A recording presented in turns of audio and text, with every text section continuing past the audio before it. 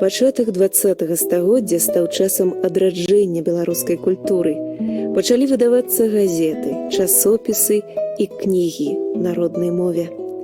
Ігнат Буйніцкі стварыў прафесійны беларускі тэатр.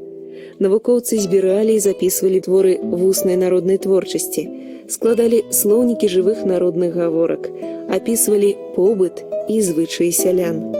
Адным з такіх навукоўцаў быў Яўхім Карскі. Яго праца «Беларусы» прызнана энцыклапедыяй беларусазнаўства. Марай пра шчаслівую Беларусь былі напоўнены вершы народных песняроў Янкі Купалы і Якуба Коласа. Творы для дзетак беларусаў пісала Алаіза Пашкевіч, цётка.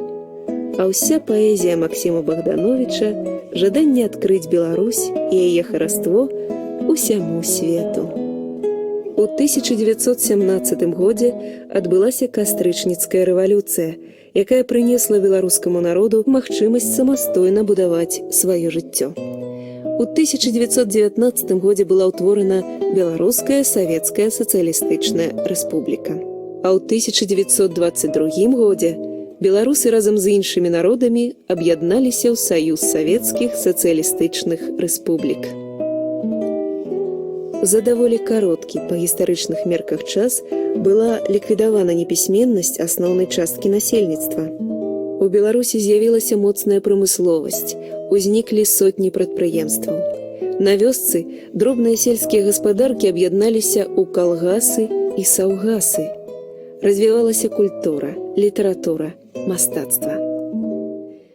Вялікая айчынная вайна 1941-45 гадоў стала найцяжэйшым выпрабаваннем за ўсю гісторыю беларускага народа.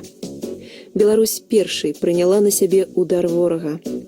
Вайна уварвалася ў кожны дом, у кожную сям'ю. На акупаванай тэрыторыі разгарнулася усенародная барацьба, ствараліся падпольныя групы, дзейнічалі партызанскія атрады. Канстанцін Заслонаў, Мікалай Гастэла, Зінаіда Партнова, легендарныя партызаны Дзед Талаш, бацька Мінай, Марат Казей. Подзвігі гэтых і многіх іншых герояў набліжалі светлы дзень перамогі. Неверагоднымі былі і страты. Падчас вайны загінуў кожны трэці жыхар Беларусі. Пра гэта нагадваюць званы хатыні, помнікі невядомаму салдату на брацкіх магілах, курган славы. 3 ліпеня 1944 года была вызвалена сталіца Беларусі, горад Мінск. Сёння гэты дзень мы адзначаем як найвялікшае свята – Дзень незалежнасці Рэспублікі Беларусь. Ветэраны Вялікай айчыннай вайны ў Беларусі атулены клопатам дзяржавы, увагай людзей. Пасля вайны гарады і вёскі ляжалі ў руінах. Заводы і фабрыкі былі разбураныя. І беларускі народ згуртаваўся для здзяйснення яшчэ аднаго подзвігу – працоўнага. У 1946 годзе ў Мінску быў пабудаваны трактарны завод. У 1960-м у Салігорску ажыццёўлены першы спуск у шахту, дзе пачала здабывацца калійная соль. У 1970-х гадах уведзены ў строй Мазырскі нафтаперапрацоўчы завод. Многія іншыя прадпрыемствы. Удзельнічала Беларусь і ў касмічных даследаваннях. Пасля першага палёту чалавека ў космас, здзейсненага ў 1961 годзе Юрыем Гагарынам, два беларусы, лётчыкі Пётр Клімук і Владзімир Кавалёнак, былі залічаны ў атрад савецкіх касманаўтаў. Яны прайшлі поўны курс агульнакасмічнай падрыхтоўкі і тройчы ляталі ў космас.